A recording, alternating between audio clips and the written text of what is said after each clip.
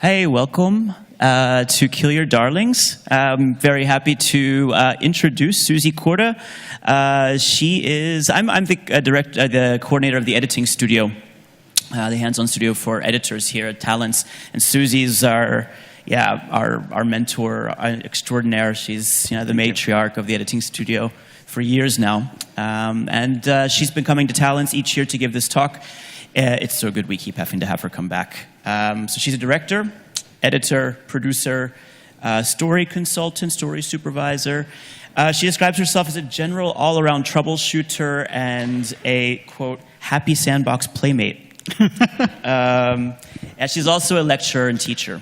So she lectures at Columbia University in New York, IFS, the International Film School in Cologne, and the School of Arts in Edinburgh. So now I turn it over to Susie. Enjoy.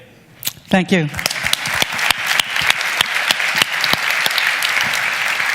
So I want to ask you how many, show of hands if you would please, how many of you are producers? Thank you. Directors? Whoa. Thank you, Dominique. DPs, directors of photography, cinematographers. Oh, well, then you're playing hooky, but thank you for being here. Thank you. Editors? And of those editors who are editor-directors? Or directors? It changes a little bit. Okay, and what did I leave out? Sound designers? Oh, I did, you're right. How many of you are writers? Cool. How many of you hate editing or the editing room? I appreciate that. That takes a lot of honesty. Okay, you keeping that hand up there. Whoa. Okay. Well, this is something for you. Maybe you'll like it a little bit better. Maybe you won't, but at least you won't get in the hair of the person doing your editing. Who hates the editing room and does their own editing? Or editing and, oh, puppies. We're going to change that, hopefully. How many people don't know what the fuck goes on in the editing room? I have no clue. I just know. One of the great things, if you've ever edited and finished a film, that's the basis, because you know you've done it once. So it's bound to happen again. And I want to start with a quote from Anne V. Coates, who started out as an assistant to David Lean, and her first job up was Lawrence of Arabia. And then she went on to do all of David Lean and some Lumet, and where did I put that? Oh, isn't that terrible now? I mean, I don't even have to drop them not to know where they are. Okay. I don't cut by rules. I always feel when I start on a film that I'm never going to get it. This is a woman who's like Academy crowned, Oscar crowned at this point when she's saying that. I'll repeat that. I'm never going to get it. Suddenly a magic comes to you. You find you've hit your stride. You find that little core you're looking for in that film. Be ruthless. Don't fiddle around with matching and such things, but go for the heart of the scene, for the drama, and always keep your mind on the telling the story through pictures. So I thought that was a nice thing. Because it's like we don't know. So often we re-enter into the editing room. But this is not just for editors, this is for everybody. And call it Kill Your Darlings, because the title comes from William Faulkner when he was teaching his writing students, when he said, you have to kill your darlings. You cannot get attached to one scene and thereby compromise the rest of the story, because the wording and the wordsmithing is so lovely. But when we do that in film, we're talking about throwing things out that cost a lot of money. I read that Danny Boyle's in 28 Days Later took his, Danny Boyle's is like the Scorsese of his generation. He's so visceral with his camera. You really feel it in the gut, all his pictures. And he took his favorite Steadicam shot. It must have been a $50,000 shot. And he didn't even bother using it in the editing room. Now, that to me is not killing your darlings as much as it's sacrificing to the editing room gods, going, please, whatever, make this go easy. So how do we recognize our darlings? I just want to also, so part of it is also what I think that I'm getting more and more attuned to is that people like to, we talk in the editing room where we say, I'm going to show this, I'm going to show that. We do that with writing as well. And there is this movement, and we've all experienced it in the writing, certainly on set directing actors when they become all of a sudden this figure. Actors have it. By the way, any actors in the audience? Thank you.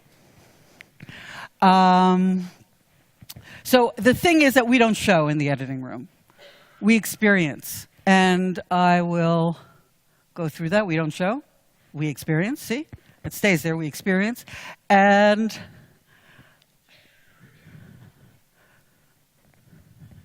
I'll just keep that up there for a while.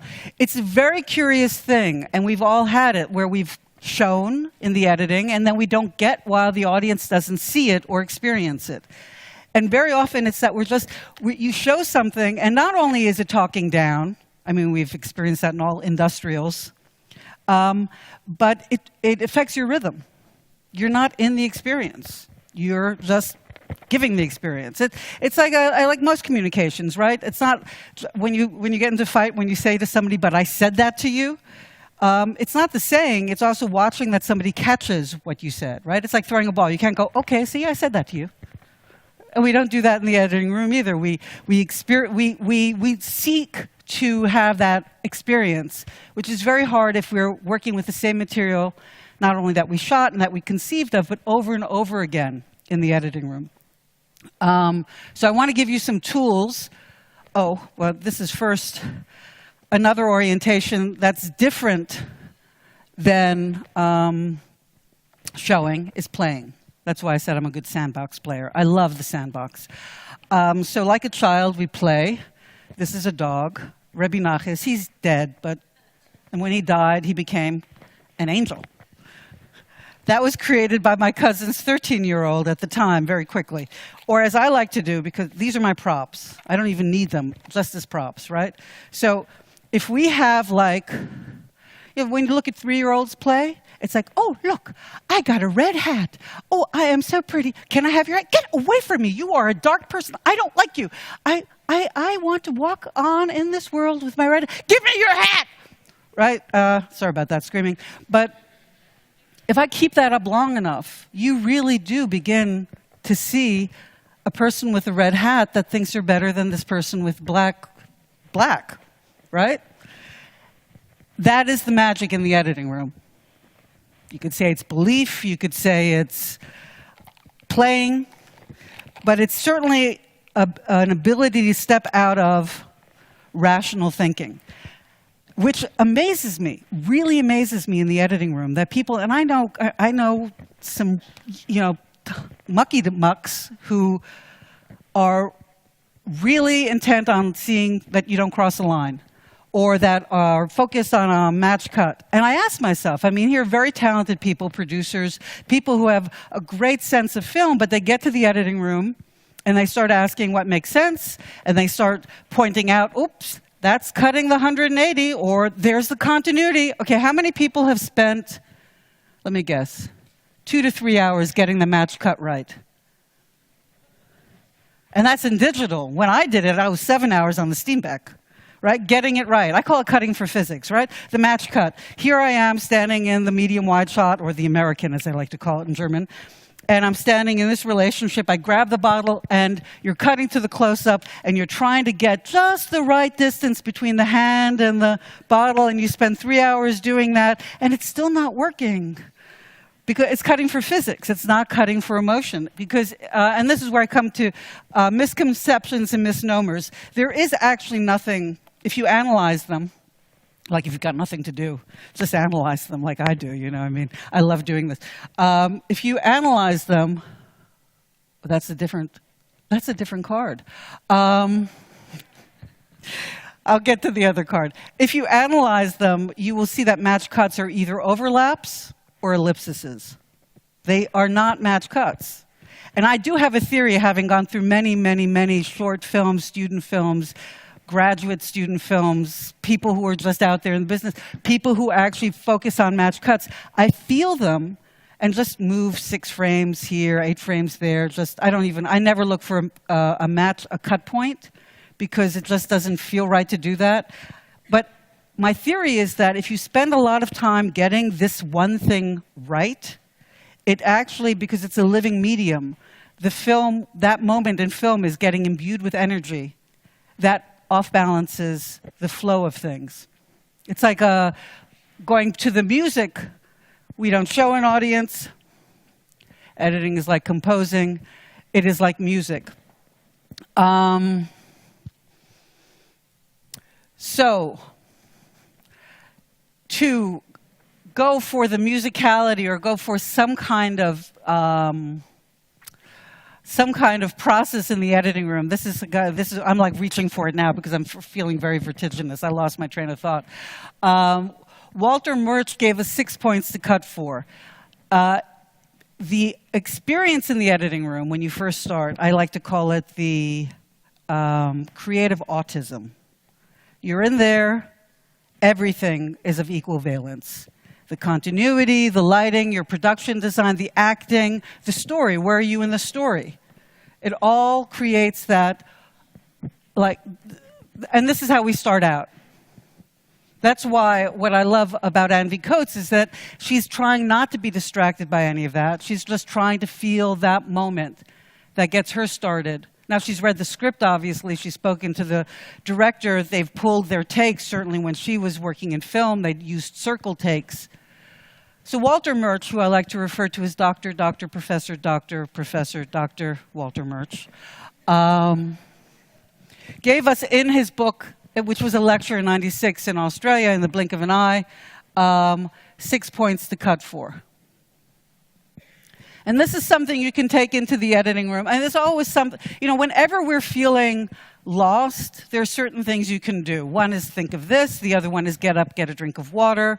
The third is don't do small little changes, do a big change, grab a piece of music, throw it on, do a montage for the hell of it.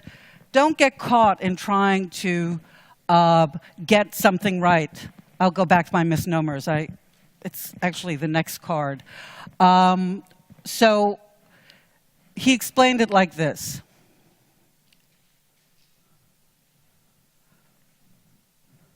The difference between the two. I love the example by Ian Foster. He said, the difference between plot and story is that plot is the queen is dead, the king is dead. Story is the queen is dead, the king died of a broken heart. So it is that little element of the emotional response, rhythm in relation to it. This gets a little complicated here now, and I'll go over them. Another thing about story plot, I like to say what Mamet says. David Mamet says, just give them enough that they're not confused. And if they are confused, they can stay confused until it starts to fray, right?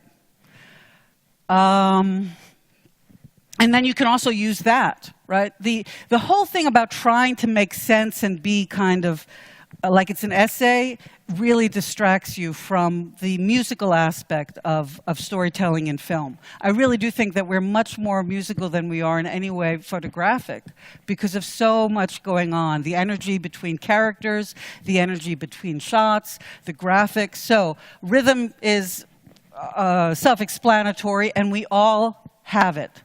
Doesn't matter if you're white, you still have rhythm. I trace for him is, here I have this. Here, there, in the Western world, our eye goes over the screen like a Z, left to right, very quickly. So it's not only crossing the line. Does anyone not know what crossing the line is? Thank you. It's also where the eye is in the frame in relation to where your eye will go in the next frame. Cut to the next frame, not the next frame of film. Two-dimensional space is composition. Three-dimensional space is spatial continuity.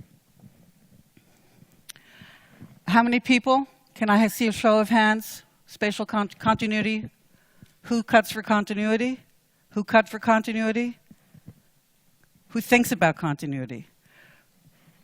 Who, when they go against continuity, really feels like they're going to be, sucked into a black hole and they did really wrong. Right. So, now I think I got the card. I'm going to go that. You got this? That's it. That's the card I want to go. Just to talk about continuity and stuff. So continuity is of primary importance. Match cutting. That actually a match cut exists. And that it's essential to the work. That's a misconception. Story always needs to be clear and motivations understandable and logical. These things really are very dominant when you're in the editing room. I have found it over and over again, and they're not. They're, you know, part of like when I ask myself, why are people who are really very good at what they do, when they get to the editing room, do they all of a sudden get logical?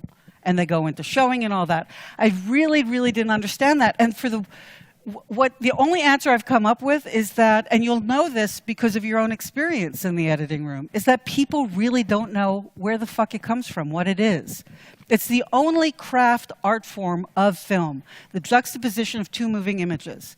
Everything else, photography, performance, even sound effects, composing music, story, obviously, all existed beforehand. But that juxtaposition is wild, and a lot of editors don't know how they started. They just, that's why if you know that you did it once, you'll be able to do it again. And so the logic is cutting for continuity, not crossing the line, wanting clarity of story very much. And everybody has their own process, but you need to go in and feel in and ask yourself, am I playing with this? Am I actually enjoying it? Am I having an experience? Or am I trying to feel safe? Most humans try to feel safe, but anyway, so it's an interesting tension. So Walter, Professor Dr. Walter Murch came up with percentages for these, tongue-in-cheek, but to make a point. Who doesn't know the percentages here? Okay, somebody who doesn't know the percentages, tell me what you think the percentage for three-dimensional space is, cutting for continuity. What? Yeah? 10? 4? Well, you know it. I said somebody who doesn't know. That's not a lucky guess. That's cheating. Well, no, it's not cheating. You knew, so I don't know. Okay, so it is 4%. Remember those 3 hours that you spent doing the match cut, right? Getting the continuity right? You could have been doing something else, like kicking back, having sex in the editing, something fun, you know? Two-dimensional space is 5%. Eye trace, 7%. Rhythm, story, emotion. The experience, the emotional experience, trumps everything. And Professor Walter Murch was very clear that he goes really from the top down like that. And I spent years actually arguing with him in my head when Fincher's Alien, what was that, Alien 3? Okay, for those of you, it's not a spoiler alert. There's a chase at the end of the film. And I was sitting there watching it going for the third time, going, why don't I care? I just don't care about that. And I really thought it was the spatial continuity. And then I looked at it again and I realized, no, it's that he's with all these guys playing posse to get the alien into the lock so that the molten metal can come down. We're just not on Ripley the whole time. He even goes to a POV shot of the alien. And I thought it was spatial continuity. No, it was the emotional line. That's when I actually started really referring to him as professor. So he basically tries to get all of that, but you know, he will err from the top down, right? He will stay with emotion more than anything. So I'm going to show you now. Well, actually, I'll stop for a moment. Are there any questions? Okay, because now you're going to actually have 10 minutes of a film. I'm going to show you Bonnie and Clyde, the beginning of Bonnie and Clyde. I like to actually give you a trick question about the experience, just because I've been speaking with several directors about music and their use of music, and it's kind of and also editors and editor directors, and it's kind of a mystery, right? Music, there are no real rules of music, and it's so intimate and such a preference. So I'm going to ask you, why does the music that comes up in the title sequence come up where it comes up? And then you're probably going to forget this question because you're going to just stay with the rest of the movie. I do want to say one thing to you, though, that when Jack Warner saw this film in 1967, it was Warren Beatty's first time out. This was a script that I actually had been with Truffaut and with Godard. Let's not even go there. It has a fascinating pedigree, the film. But in any case, Jack Warner was sitting there watching this film. Didi Allen, who went on to become a VP, Vice President of Production at Warner Brothers. And there are many editors, actually, in the old system, like Margaret Booth over at MGM, who had 30-year-long careers or more, and they had actually the power to green light or red light a script, because they could see, by looking at the script, what, and I guess about knowing the directors well, but whether it was entertainment as they saw entertainment. So Jack Warner is looking at Bonnie and Clyde, and when it was done, he got up, and this is a quote. He said, "That is the worst piece of shit editing I've ever seen." The film went on, I mean, thank God, in Cannes, but it did go on to become a classic for many reasons of story. And there was a very strong conceit in the film, which is Arthur Penn had, and this is the hardest thing to cut for, and jump cuts are in this film, they hadn't really been seen in Hollywood films beforehand. Or certainly not these kind of jump cuts. They had shot a lot of scenes in choreographed moves. One take, choreographed move, camera to actor. Right, something that we do and we're locked in, and we will, we'll be analyzing it after we see it. But just think of the music, and then think of where you're seeing things that are disturbing you, and we'll talk about that and whether you care, and we'll have a fun time with it.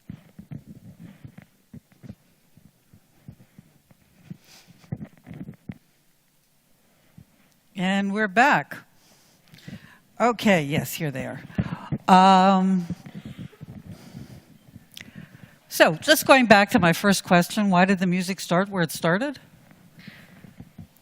Can scream it out. Anyone? Exactly! So it could end where it ended. The thing about music, it had a refrain, but they didn't have the refrain repeat, because if you repeat refrains, it actually thins the musical impact. So I'm in the mood, or I'm in the arms of love, ends on her face, her close-up of her lips. And by the way, I'm just going to jump a little bit. Let me see where that is. I'm going to go back to that. And I'm going to, how do I do this? How do I scroll? Nope, that wasn't it either. Actually, can one of you guys help me with that? I just want to scroll over the picture in Keynote. She's actually, right, I just love these little things. The music ends on her face, she's doing her lipstick, but she turns to the mirror. No one's asking, wait a second, why is she turning to a mirror? Because if she was doing her lips exactly the way we do our lips, I mean, for those of us who do our lips, gentlemen and ladies, in the mirror, getting the lipstick right. But then she turns to a mirror. So there's, I mean, very often it starts when we're young on set. On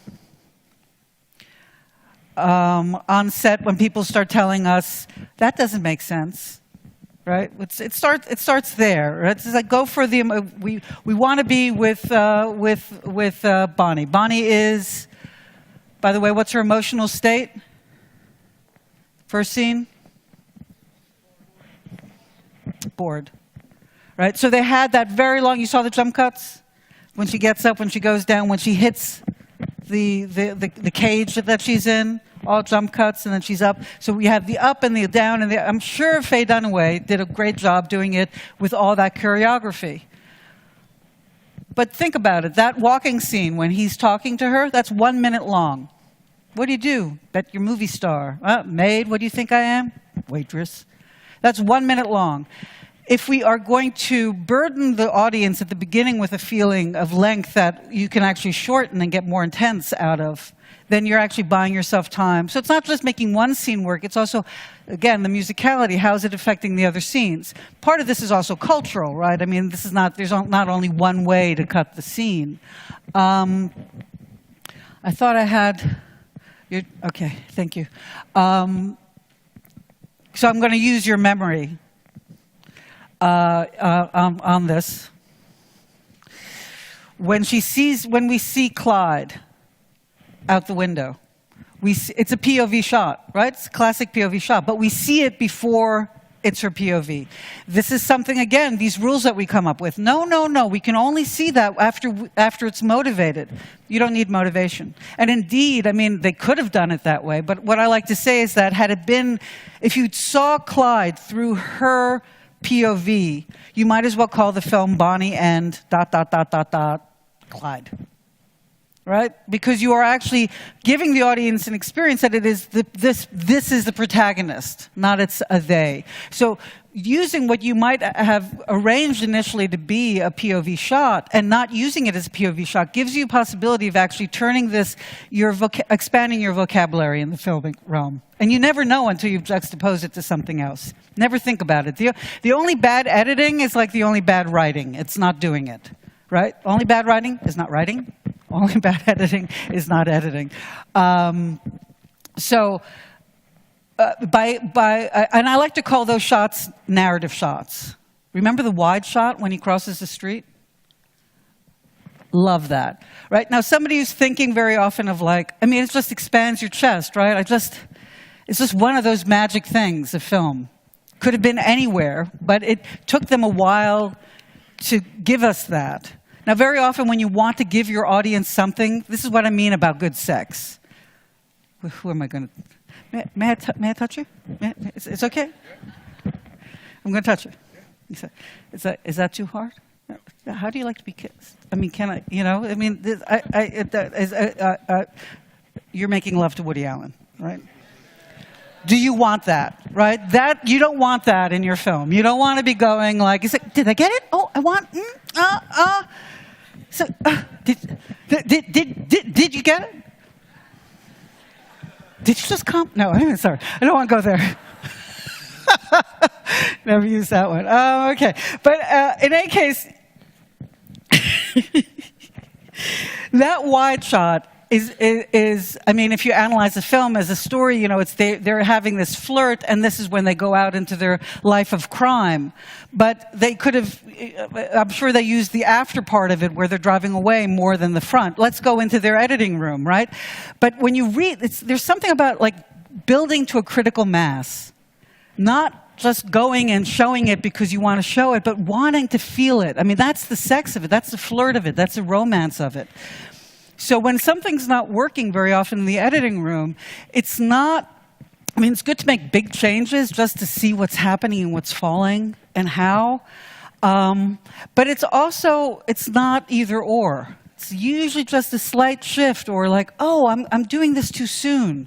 I mean, I wish I could really give you a table of how this is. I actually met a Brazilian once who had a whole mathematical way of cutting, but his nails were also bitten to the quick. So I mean, we're on a podium together, and his nails started to bleed from his biting his nails. But he had a mathematical equation for cutting, which I was and he showed something, and it was, you know, he didn't need to bite his nails like that. It wasn't terrible, but it was, you know. So I cannot give you that, but I can give you Walter Murch, so that you can step back and go, what am I feeling? Oh, I'm not feeling something. Maybe I should get a glass of water. Maybe I should just watch the film from the back of the room. Maybe I should call in some people to watch it for me, with me, so I can actually feel what they're feeling, because I need somehow a shift, because I've gotten tunnel vision, and we all get the tunnel vision. I believe that editors, by the way, this is for everybody here, but mostly for the editors. No, it's for everybody here. Massages. Twice a month. It's really a good thing. I mean, unless you really hate unless it makes you tense, then I'd say start with a foot massage. Or maybe that's not your thing. Maybe you just need to like do that, you know, 10-mile race on a bicycle. I don't know. But in any case, it's good. I mean, mostly editors sitting there. It's good to get up when you're on automatic save. I mean, you've heard this, but you know, I'm just reminding you of that. It's not going to happen. Is that a new thing in that? Okay.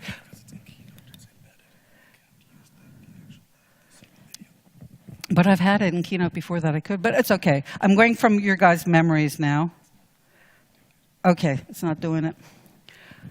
I mean, I was going to re-show you some stuff like the walk, right? When her walk. So I'd like to actually address this film as, because I wanted to give you the eye trace, where we can feel the rhythms. When he sees her, this is just something else that you can play with. I'm sure a lot of you do this, and but I just put it out there. So speak the subtext, right? Hey, boy, she screams, and he goes, and we see a wide shot, and we're feeling like, is she naked?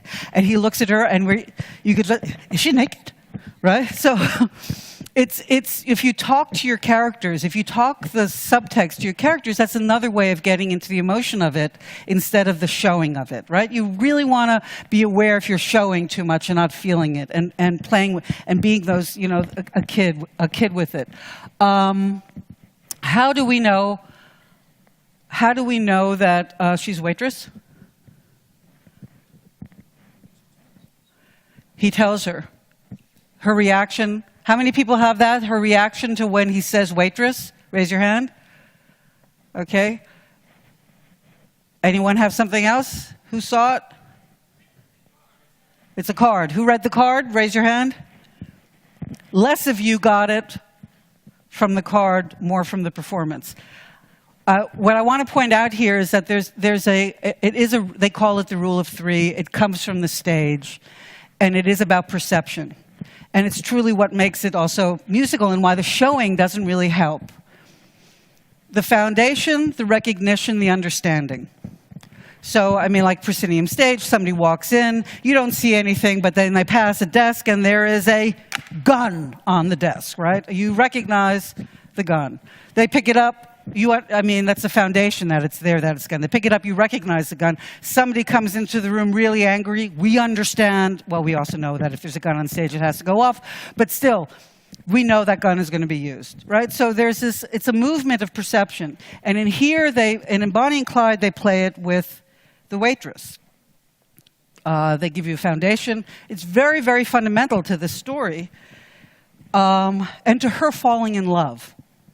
Right? After 10 minutes, she goes from, I don't know, I'm going to work, to, she's in love, right? She's in love because she feels seen. And so let's follow that trace a little bit. Anybody, by the way, see continuity errors in there? Anyone want to call something out? Continuity, or just things that you'd want to cut away from, but you couldn't?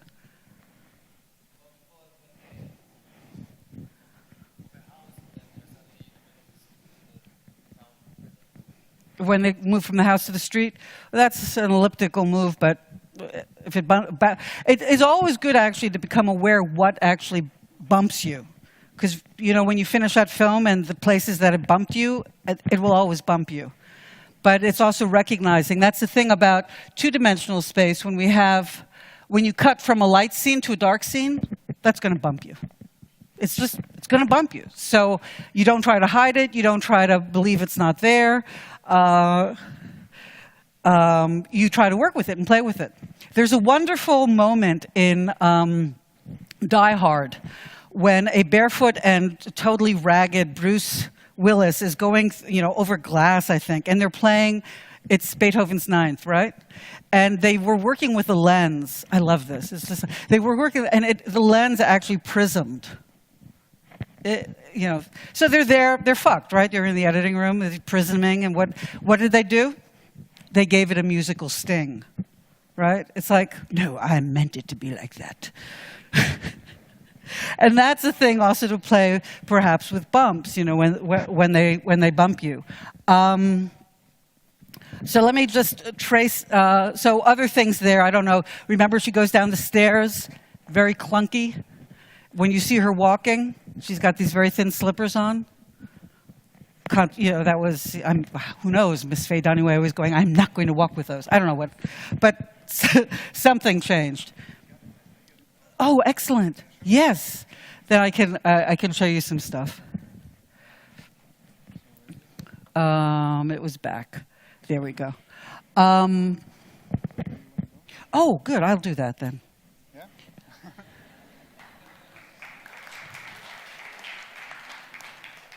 Thank you, Daniel. Shout out.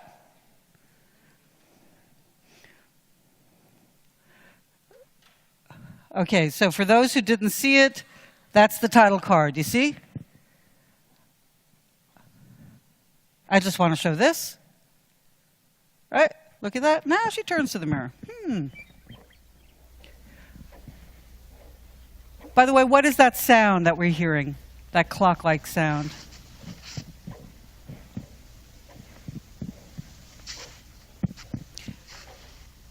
It's what? Birds. There are birds in there. So I'm going to move a little bit here, just to the POV. Beautiful Faye Dunaway. Okay, that's her POV. So let's go and see. Let's talk subtext. There's also a crossing the 180. She looks down one side. That's the POV. Then when he turns around, when we're down on the ground, it's a jump in the axis. Hey, boy! Whoop. What you doing with my mama's car? Is she naked? It's like, whoa, you are. Oh, wow, he is. Yes, maybe. Wait there! Okay. I call it cracking open a moment. We have the quickest interstitial dressing of all time. And you can really hear the sound edits too. Jewish. Then we have the 1 minute walk and the performance that tells us. A lady mechanic? No. Maid? What do you think I am? A waitress? It's letting performance do it. So I'm going to, this is 1931 Texas. We are listening to pumps. Right? Now, they could have put in Dopplering train. That's a very melancholic sound, though. But they put in pumps because they wanted to underline the boredom aspect. There she is walking with her slippers. There we have the production design repeating itself with the being in a cage with the two. Right? I mean, the thing is that once you attack editing, you're attacking everything because, I mean, you have the time to be in it. And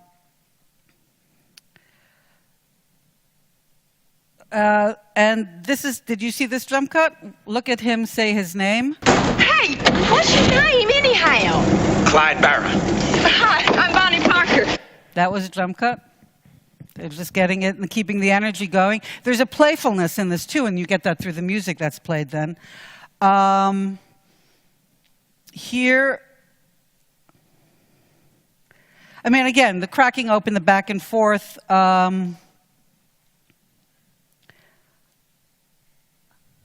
So, I'm going. This is where the directors. Why? Because you may be the best damn girl in Texas. I call this the reeling in shot, the shot of her. He's stepping back and he's reeling her in. Right? So Newman and Benton, the two writers, what they did, I mean, I'm just going to talk about the writing for a moment. They created a love scene. They created a flirt, but they created the love scene. They cracked it over two scenes.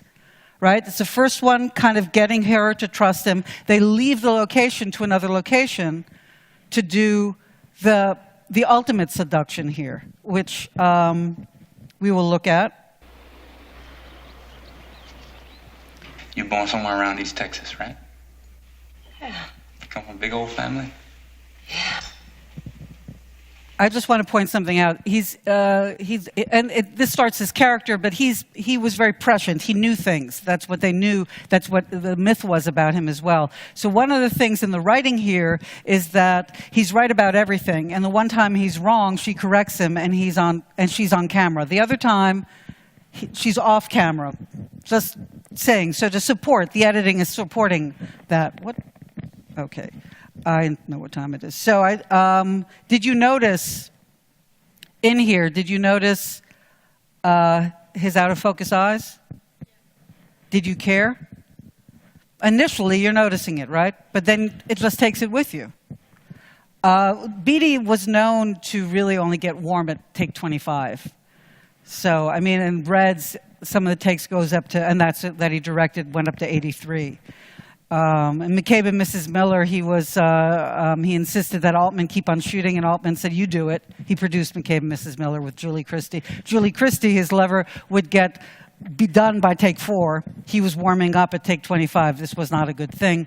A lot of that film, by the way, is post-written. If you look at it, writers here, you will get that a lot of dialogue is behind the head for a reason.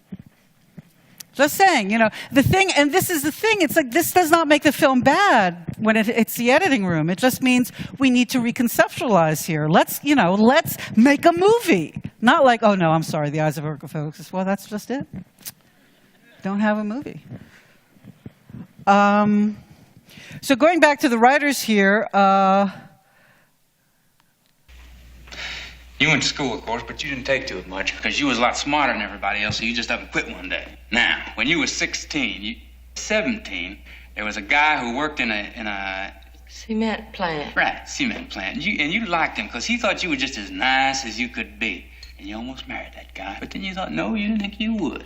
So then you got your job in a cafe. And now you wake up every morning, you hate it. You just hate it. You get on down there and you put on your white uniform. Pink. It's pink. Uh-huh. And them truck drivers come in there to eat your greasy burgers, and they kid you and you kid them back. But they're stupid and dumb boys with big old tattoos on them, and you don't like it. And they ask you for dates, and sometimes you go, but you mostly don't, because all they're ever trying to do is get in your pants, whether you want them to or not. So you go on home, and you sit in your room, and you think, now, when and how am I ever going to get away from this? And now you know.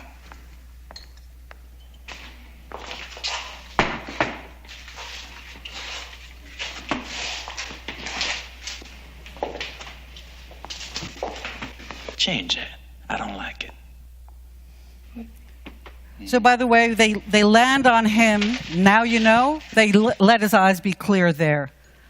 There's something also when we are out of sync, we should end in sync in a sentence. You can start flabby if you're using a line from a different shot. I love her. I want that hamburger, man. I have wanted that hamburger for years. You're a knockout. It must be so stale by now. Look at that. Look at that. She's totally in love, right? So, why did he do that? Okay, who saw it the first time? Why did he do that? Change that. Who saw it? For those of you who don't know what I'm talking about, you'll find out shortly enough. Who saw it? Who knows why he says? Who saw it? Who doesn't know what in the world I'm talking about? I'm talking about when he says, change that. Dominique, do you have an opinion? You know? Yeah. Right. Did the old waitress have it? Did you see the curl? Andreas, did you see the curl? Where's Andreas? Who saw the curl? Okay. Who didn't see the curl and is going, what the fuck's going on? Right. This is the dilemma they had in the editing room. They set up the whole fucking arc of Waitress. And here, where it's supposed to land, it ain't reading. What could have they done? I mean, they're sitting there and they really have to think about this. They could crack open the moment. I'm just going to jump a little bit ahead. Principles of 3, I already did. We did that. Okay. Aha! Aha! Now, the director was very clever. The director decided not only to give us a girl with big eyes and big teeth, he gave her chewing gum, too, in order to camouflage the spit curl. Oops. Now, he could have had the shot in there longer, but then you might as well be doing this. Spit curl, spit curl, spit curl. Could have cracked open the moment, seeing him seeing her, him seeing the spit curl. And then it might as well be going like spit curl, you know? Here they are in the editing room going, like, 7% of you got it. Okay, maybe 12. And the rest of you don't. Okay, so what are they going to do? They have enough footage. They could have not made it about this. What was he doing when he says, change that? I don't like it, he says, but change that. He could have had her change that without this shot. What would that have made? It shifts Clyde. Again, nothing is black and white, but it's this shift that you feel. It shifts Clyde into being a Svengali. He's making her into the image he wants her to be.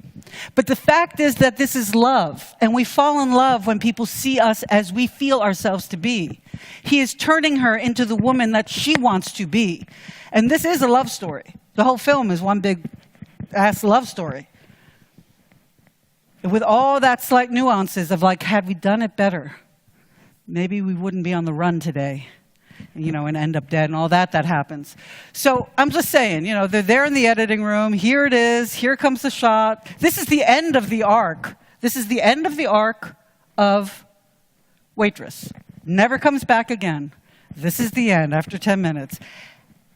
And it ain't landing. But what they do is they leave it there because it means it's the right thing for the story, whether you see it or not.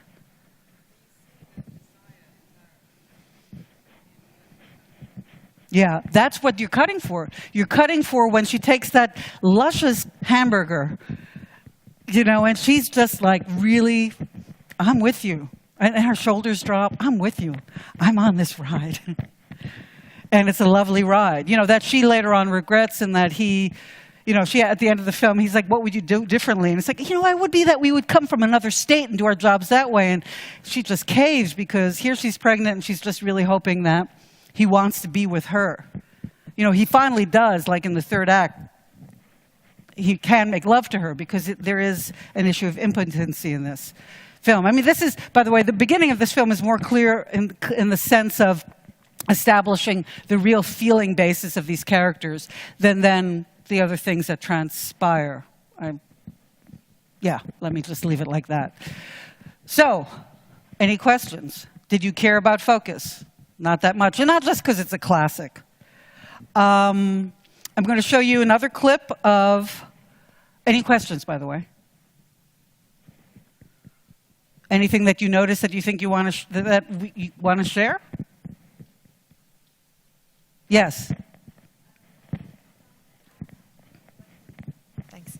I just wanted to ask, what's your stance on using close-ups? Because this film also uses a lot of close-ups, but especially from a director's point of view, before thinking of how to shoot the film in order to facilitate the editing, then it's, I was just wondering, what do you think about emotionally using a lot of close-ups?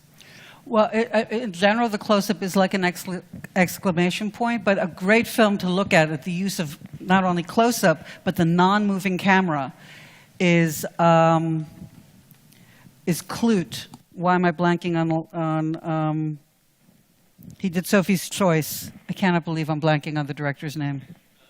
Pakula, Alan Pakula, with Jane Fonda and Donald Sutherland. It's a great film. And so, but you see that he's really working in an aesthetic there. It's not just, oh, I'm going to use close-ups. He's really, there's a sense of, close-up is traditionally also used in horror films, right? The tension is coming outside of the frame, right? They're in the frame and we know that something's going to attack from the outside. But then you find Kubrick in The Shining getting all of that in wide shots. Or you get Woody Allen and Annie Hall doing these 180-degree shots, or these long takes, and the rule, if you will, the tradition in comedy is quick cutting. So, I mean, it's just to know the genre you're coming from, even though I'm not big on that, but it gives you something. Our homework is to watch films, and then to think of our own, I mean, and to really feel. I mean, if you remember your dreams, that's even better in a way, because that's kind of your aesthetic in its wild and woolly state. So I don't have, I do believe, if you will, you know, the expression drama is conflict, I never got it because it seemed to me too aggressive. So then it was drama is difference, and then drama is contrast. So, and you do that in the editing room. You kind of bevel. It's like a diamond in a way. You're cutting these wonderful beveled edges and rounding out the experience. But this black floor, you can see it more with even a gray rug on it. That is contrast. And that is a form of tension. So if you do have the close-up, can you think of, but you don't have to, but can you think of something that contrasts it? I mean, you know the magic mean, 1 to 166, that you find in the difference between the upper arm and the lower arm in Greek vases? It's a aesthetically pleasing ratio. You find it in the curl, in the spiral. You find, in film, for me, that is the close-up to the wide shot. You can never go wrong cutting from a close-up to a wide shot or a wide shot to a close-up. It's pleasing, and then you can work from there. I hope that answers your question. So, ready for another clip? Ready for Jaws? Who? So you know the story of Jaws, right? Not only one, but 2 mechanical sharks that did not work. 23 days of a 6-week shoot that were raining. They were writing the script as they were doing it. Steven Spielberg thought that his career was over. Verna Fields got hold of it, and she was called Mother Cutter. And supposedly she came up with using the deficit. I mean, had those sharks worked, that you would have seen the shark sooner, and it would have been less, let's say, tense, right? That wasn't the best sex to be had. And the editing and the gods over Spielberg's head understood this. So I'm going to show a scene but they didn't have the sharks, but they needed to have the sense of the presence of sharks. So I'm showing you the scene that happens the day after the incident at the beach, where you have that dolly in with those wipes where it's jumping in to Roy Scheider, to the cop, and where the boy gets lost, and the dog as well. And if you look at it again, it's a great intro scene because it's almost like a tip of the hat to stand to the Senate's silent era, because there's this really big woman in like a 1920s bathing suit, black with frills over here, you know, and the little hat, and she's going into the water. And it's kind of like him saying, hey, here's lunch, right, to the shark. But that's just him playing, you know, I mean, when you're looking at the aesthetic of it. But then something that's terrible happens, right? A kid gets killed, and this is now going to be the scene afterwards. The kid who was missing at the beach. Anyone, what's the big continuity problem there? Day and night, right? We have, so let's go over some things here, right? You saw that they went, the guys put the roast in the water, and then we're back with Martin looking at those pictures. Where the music starts, by the way. The music doesn't start on the scene that becomes dangerous, so they're sneaking it in. So rule of thumb with music is elegance. That's the best thing I can give you there. There's a lot to be discussed about music. But I'd like to, let's take down the sound for a moment, please. I just want to show you. So when we're getting to meet Quinn, this is just pure Spielberg, and I just thought it's fun. How do we keep this, the sense of fish alive, right? The sense of danger alive. Well, one, there's something on the, I mean, there's irritation, there's something on the wall. But let's look at how the camera comes into his monologue. Now, if you look, it's not going straight. It is, the extra in the foreground is told to move, which motivates the camera to the left, and then it will go to the right. The camera is swimming in to the guy who will be, spoiler alert, eaten by the shark. It was Robert Shaw's decision to have the crackers and show his teeth. because he is like the shark. So this is, you know, these are people working together. But there's a lot of dialogue that's cut out of this scene. I won't even go into the dialogue. Just look at the shot. It's ending up on him. Wait, let's turn up the... Find him for 3, but I'll catch him and kill him for 10. You gotta make up your minds. Okay, I'm going to stop. Stay alive and ante up? You want to play it cheap? All right. You see, there were 2 shots, right? One, I mean, and people hate cutting from a moving shot to a still shot, but they took away they actually moved his dialogue around. They put his end statement before, and then at one point he had a line saying, you know, I should go out there with you, but they cut out that line and they just took the line, I'm doing it alone, right? Because they cut it in a way like Robert Shaw is reading his mind or reading the energy in the room. And then just to show you how, like, you just stay on this stuff, right? This is not the end of the shot. Right? This is the middle of the shot, but they're using this to end. They're using this bit of dialogue. Could you turn it up again to be the end? I don't want no volunteers. I don't want no mates. There's too many captains on this island. $10,000 for me by myself. For that you get the head, the tail, the whole damn thing. And the other line that came after that, they had put before, so you're actually getting, it's just a different constellation for this dialogue or monologue, in this case, to drop. But look at the mayor's eyes, by the way. I just want you to realize that they have the mayor say goodbye after, actually, in the real shooting of it. Thank you very much, Mr. Quint. He's looking at the doorway. We'll take it under advisement. When they shot this, Quint had already left. Mr. Mayor. But they want to end.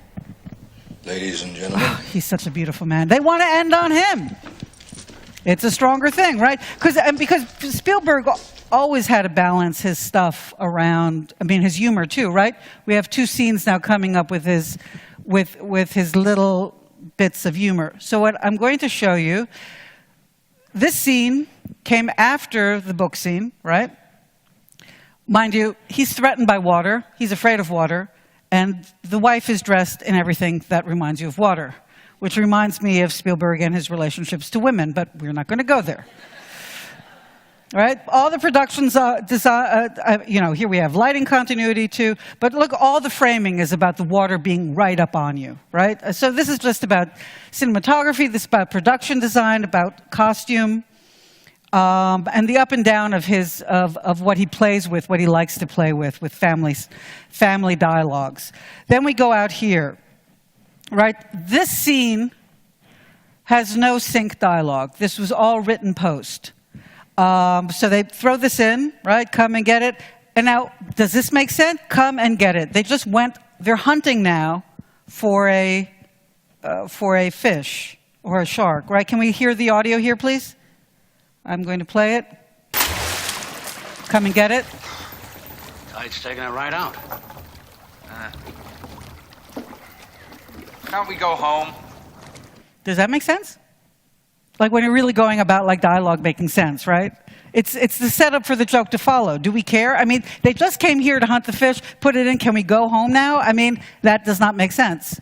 But we don't care because they're oofs and they're not primary characters and it's a setup. So here the music, obviously the pictures get worse and worse and the music starts here. And I'm going to play it. Well, actually, I can't stand that last. This is also where they got the idea for the end. They were on set. They had no clue. They figured, okay, this might be a good end. Then he'll shoot it. Okay, that will work. Well, okay, let's do that. Okay, now I'm going to play this without sound. Now, you got to remember, they had no sound. They didn't even have the dialogue written, and they certainly didn't have the music. So let's look at how threatening these shots are. Okay? All right, here we go. Just for the hell of it, right? It's like a tug, tug. Okay. This is a very slow response by the guy who's whistling, right? That gets pulled out. Here. Hey, That's really... Now, look at it. Both men go into the water, by the way. Oh, that's very threatening. Yeah, that's threatening. Okay, this is violent. And they're in the water. The second man's in the water. We don't see him get out. It's hard to make water really very threatening if it's not a storm. Because it's just... Okay, the music is going down now. Can you turn it up for a tad? Just... And now, listen, so it goes down. And then we hear him. Then it turns, and then... Okay, we drop the music. Okay, and he's like, come on, come on. Oh, this is really threatening. I mean, this is like, I'm like sitting there. If I were in that editing room, I'm going, what the hell am I going to do with this? It's like, okay, now, come on, come on. Okay, the rule of three here, the water keeps on getting higher and higher in every shot, because that's, of course, also the sense of and then you can turn on the sound, please.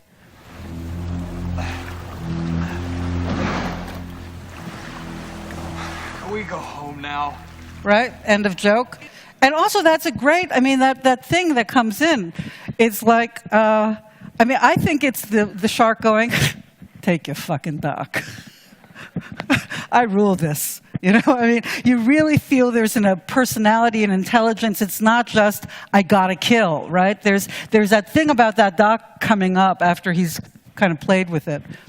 And so it's moment-to-moment playing. And, of course, they post-wrote it, right? So you sit in the editing room and you're experiencing something. Very often, I mean, our toolbox is the music, is rewriting something, is intercutting. They intercut that scene of him looking.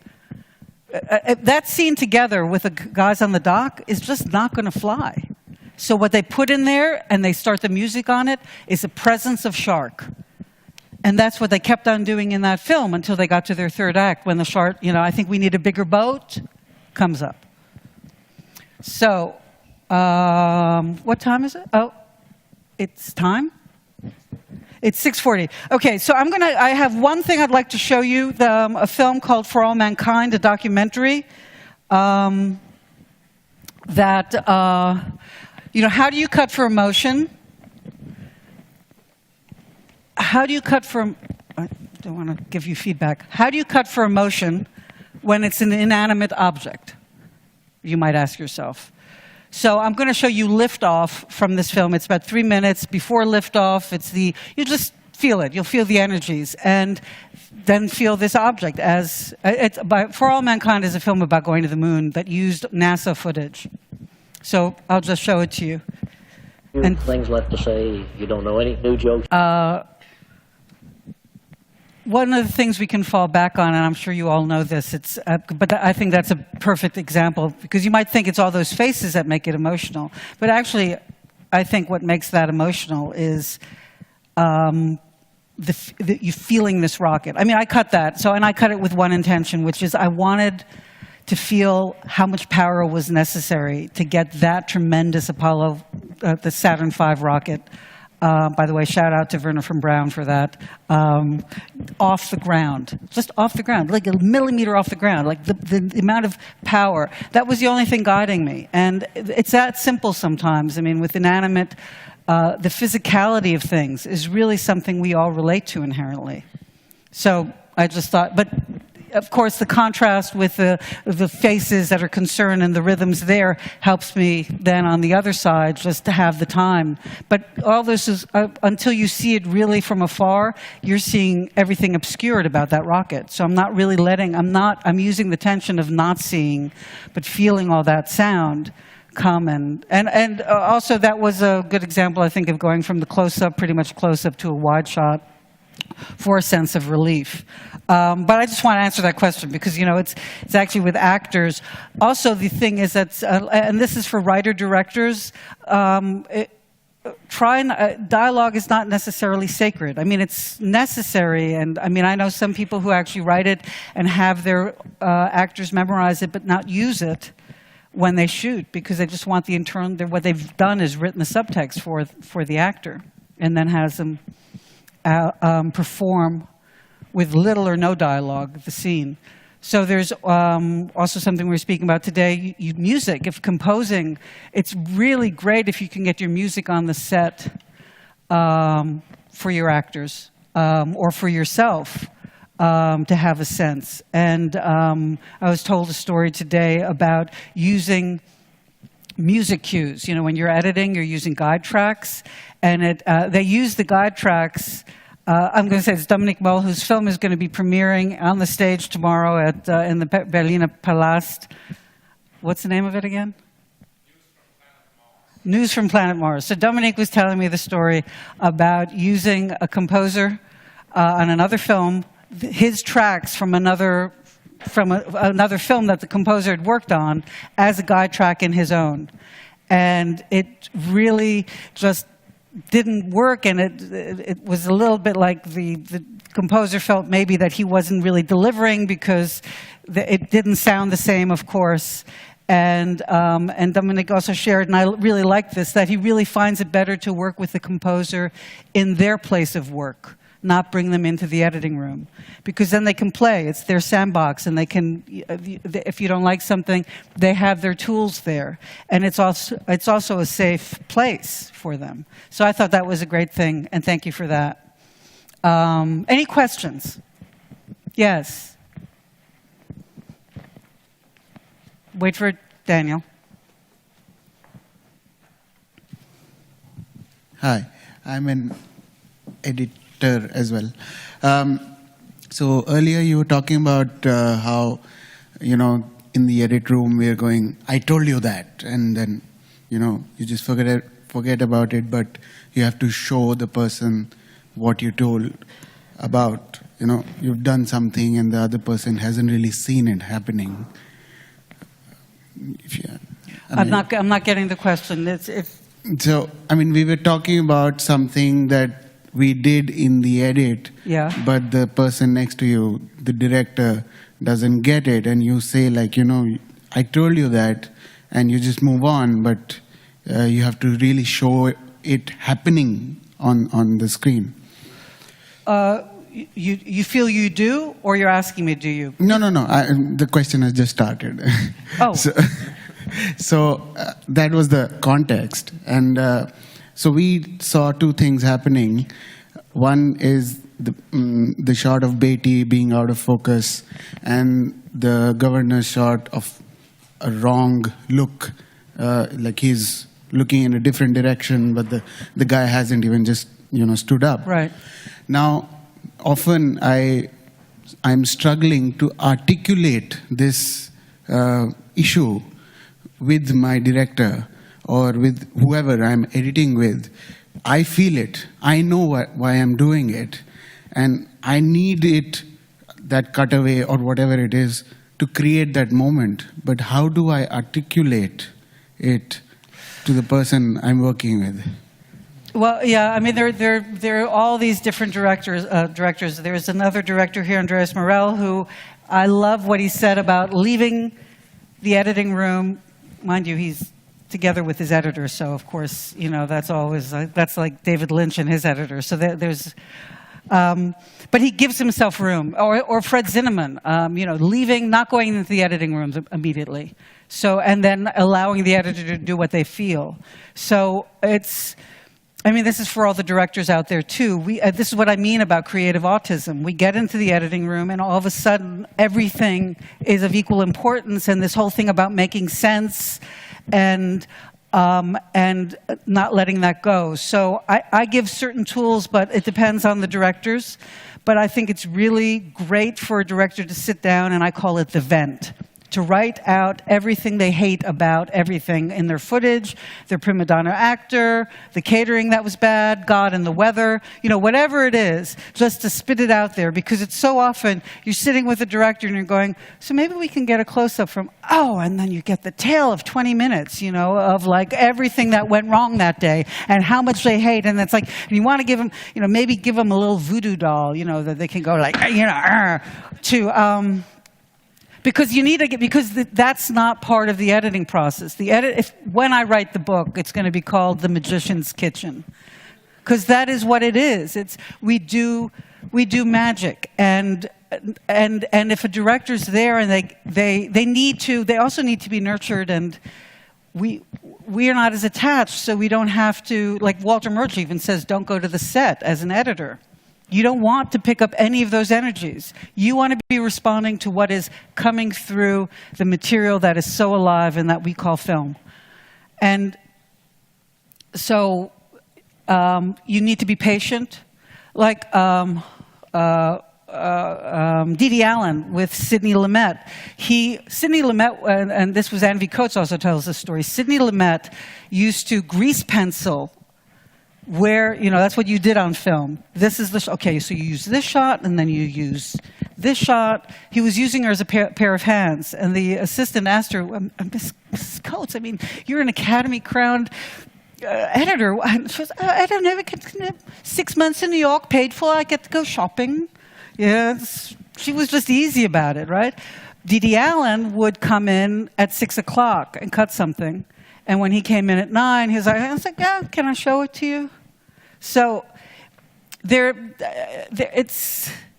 no easy way of doing it, because it's about building a relationship of trust. Sometimes it's good to go to the movies or find out their favorite movies and then analyze them and show them all the stuff that I'm like showing you here now. Just, get clever and keep a sense of humor and stay playful and stay open, because there is something, it's also honoring whatever's coming through them. I think that story comes through all of us, but ego gets in the way of like, oh, this means that, it's like, well, I don't want people to see me that way, whatever. But we have to be patient with that. Yes. Oh, I'm an editor too. What about sound?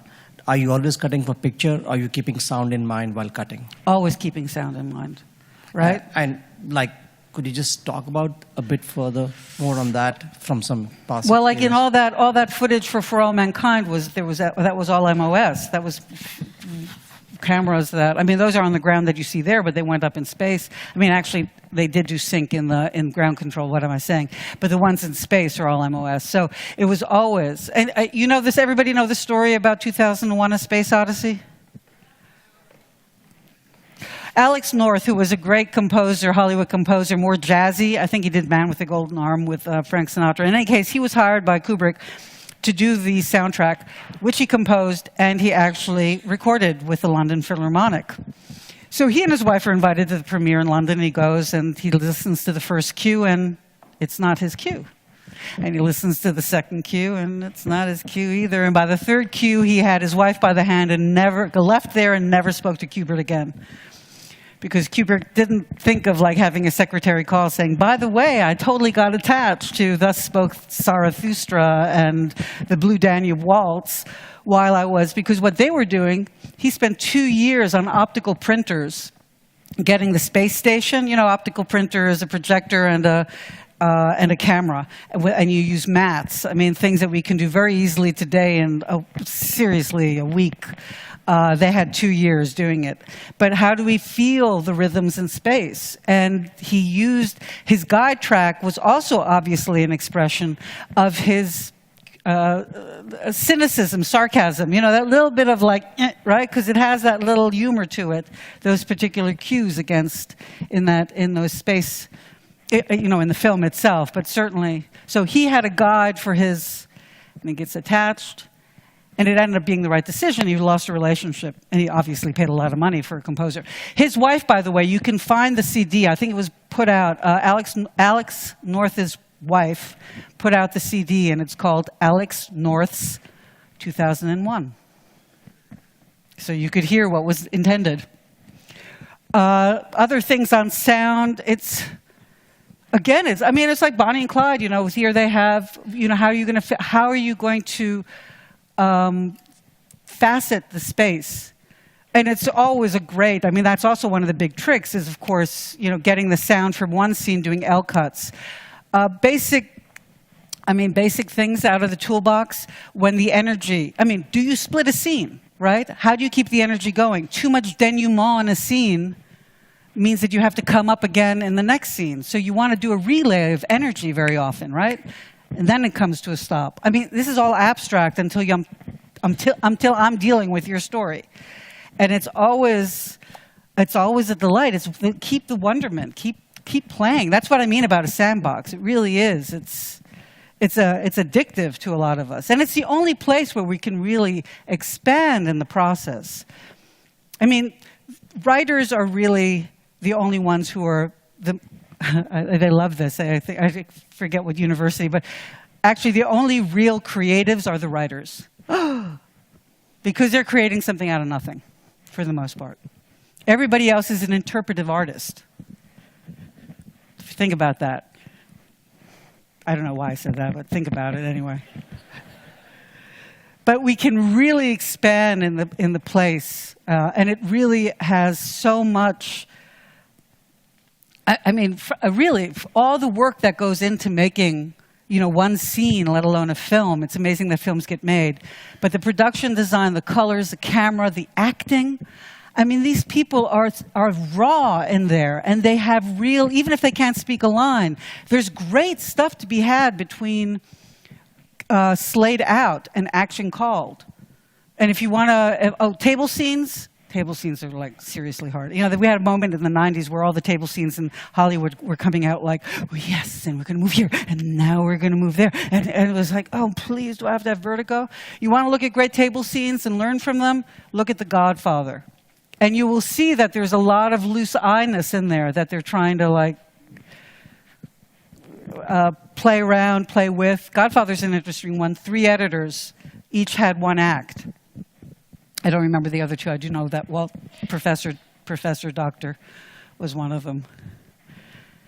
Another question? Yes. Wait, Daniel has to come in.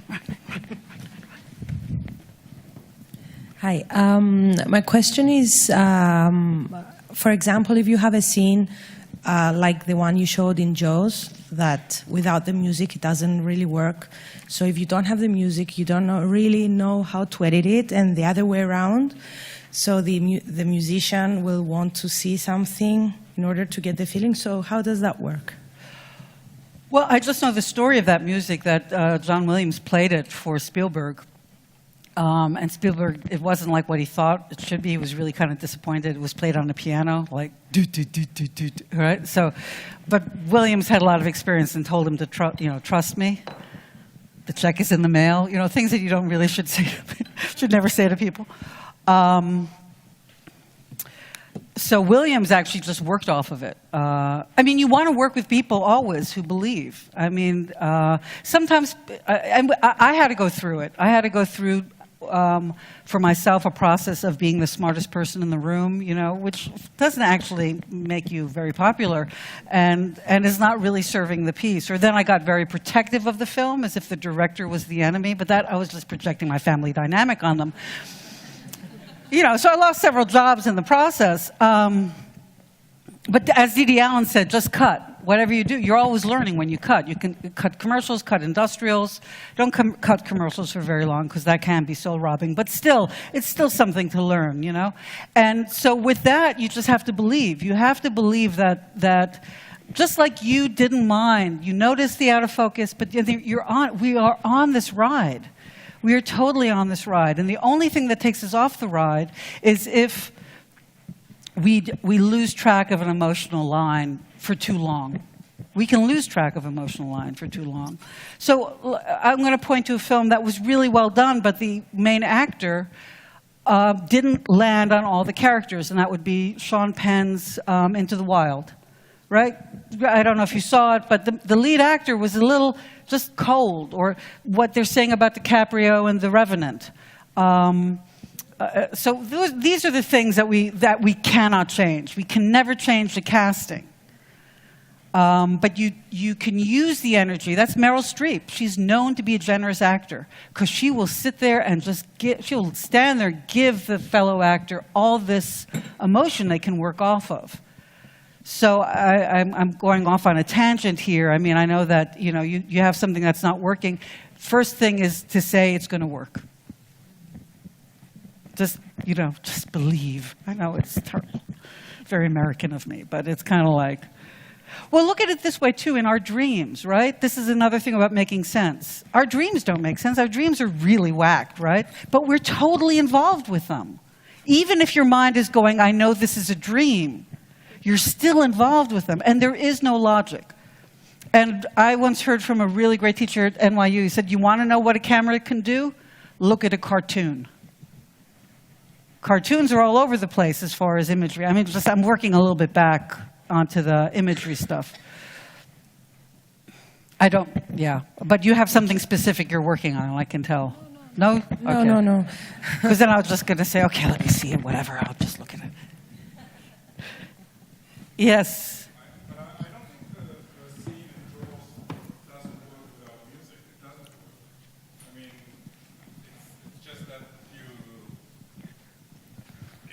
You know it's going to work better, with once the music is there, but there is a logic to it, and the rhythm gets faster and faster, so it does work. I mean, and then it's a matter of experience and knowing that, once the music comes in and blah, blah, blah, it's going to work even better. But no, that's true. It's true. I mean, they didn't leave it raw. They cut for this is going to happen, this, and then they get the music.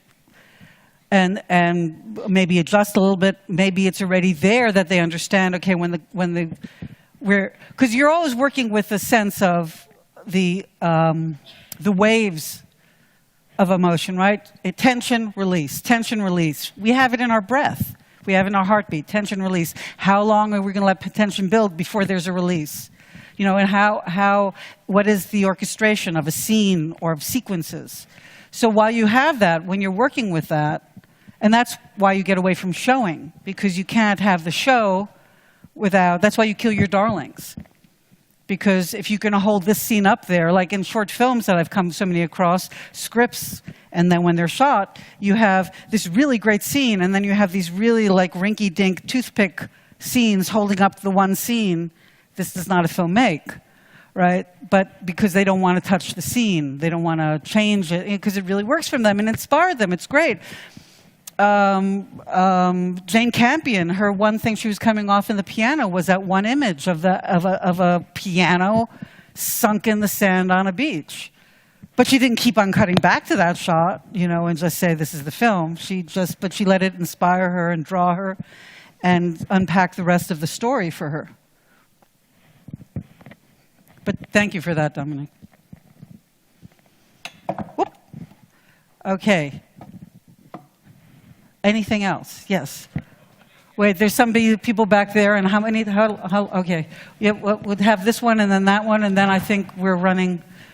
I was just wondering about an opening and closing shot, which concentrates on a main protagonist, and I was wondering, is it better to show what the character wants or what the character doesn't have? I mean, obviously it's dependent on what do you want to show in a very opening shot. I mean, you kind of want to relax the audience. I don't want to show anything. I want to have an experience. What do you want them to experience? I don't know. It depends on the... Okay, here's a great one. I love this. Woody Allen is such a master of the camouflage. Crimes and Misdemeanors. I don't know if any of you have seen it. If you have, you've got to see it. Okay? Martin Landau is there opening up mail, having to go then to a function where they're going to celebrate him. And there's a fire there, and he's opening up mail, talking to his wife, and he comes upon a letter, the handwriting of which he recognizes, because it is from his lover to his wife, basically saying that we have to fight over this man. He throws the letter away. He goes, gets celebrated at Tavern on the Green in New York at the time, and with a flashback of their relationship. She was a stewardess, this and that. Then he confronts her, and as it ensues with a murder. Not by him, but by his brother, who's a goon. Now, this character, played by Angelica Houston, starts off, she sends a letter in the mail. She really commits to this kind of, I'm going to fight him. The rest of her character just becomes whiny. Does that make sense emotionally? No. But what he did was he got it. She's not the main character. He got our attention. He got the threat to his main character. And then she proceeds, by the time she's dead, by the way, with that shot of her open eyes on the floor, I mean, we're all kind of happy. I mean, maybe, I hope it wasn't just me. So that's a camouflage, just like this lipstick, right? It's just going for a moment that gives us, it's love, right? Intimacy, kissing, right? So, I mean, what is your theme? What are your themes? And themes, by the way, okay, so I'm going to give you 2 things before we're going to close it. One, I want to tell you about feedback screenings. I really think it's important, and I think this really helps it not become like a very painful experience. The director should sit in the back of the room. You can have big, small, doesn't matter. The most important thing is the director does not get asked any questions. The audience has to say what they liked, what they didn't like, where they were confused, bored, or distracted. I'll get to you, I promise. Because the first 20 minutes of a screening, I mean, you want to know your audience's experience. You don't want to lead them on. You don't want to give them information, because that dilutes what their experience is. And you don't want to be put as a director or creator in this. You don't want to go from your belly that's taking in all this understanding and go into your head into a defensive mode, which is giving an answer to a question. And this will really, really, really make it a lot easier. Forget about egos. And whoever conducts it, try to separate out the experience that the audience has, which is hard for them. They're going to say, no, I have to ask a question. I don't know how to formulate it. Be patient, but insist. And when they want to solve the problem. Just because you want the experience first, then if you're open, you want their solutions, if that's how you want to conduct it. So that would be one way. And then, as far as finding themes, I might have this up here. I'll just end with this. But I'll get one more question. Oh, I've got a rule. Okay. Living and not knowing, like actors, we know what's coming next, but exercise being in the moment. That's very good. This is how we make magic.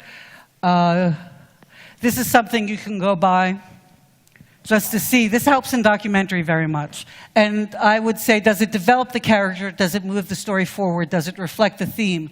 Now, feedback screenings, give the audience a moment to gather their thoughts, write them down. You know, New York people like leave a lot, too. Yeah, always thank them. Feedback screenings, what did you like? Those are the questions. And I'm going to jump. I think I have it here. This is from Michael Rabiger. He uses this in his story ideation. He uses this in his, he wrote a book on directing the documentary. Directing is a book of his. He uses this in various different forms. I've cut it down here. It's very helpful. You use an aphorism. I'll use an aphorism. I have a great one. In life, I believe in unconditional love. I will show this by making a film on Rebbe Nachas, the dog, the dead one you saw, right? Who tries to save Susie from a broken heart. The main conflict will be between suicidal Susie and Rebbe Nachas, who doesn't not only not know what love is, but he doesn't have thumbs. Ultimately, I want the audience to feel what a loser Susie is and understand that even losers deserve love. Right? You get a whole tale there, right? I'm seeing doggy self-help group. You know, I don't know why she doesn't love me. Why aren't I enough? I mean, whatever it is. You know, you're seeing scenes in your head. So it's an easier way of actually using an aphorism is always good, but it's easier than writing reams of paper where you're just writing the same thing over and over again in a different formulation, giving 10 pages to a friend to read who's like, I don't know, right? This way you just play. The whole thing is about play. Because when we were kids, we're actually a lot smarter than we are now, at least in a real good, emotional, vibrant way. And we had one more question in the back before we're saying goodbye.